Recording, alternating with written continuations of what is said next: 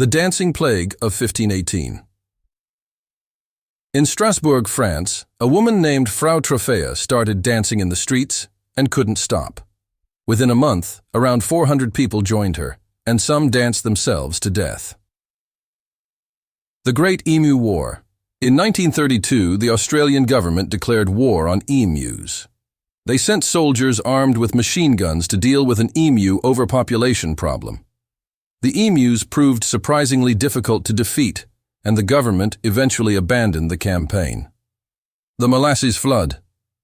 In 1919, a massive tank of molasses in Boston, Massachusetts, exploded, sending a 25-foot wave of molasses through the streets, killing 21 people and injuring 150.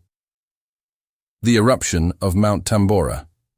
In 1815, the eruption of Mount Tambora in Indonesia was the most powerful volcanic eruption in recorded history.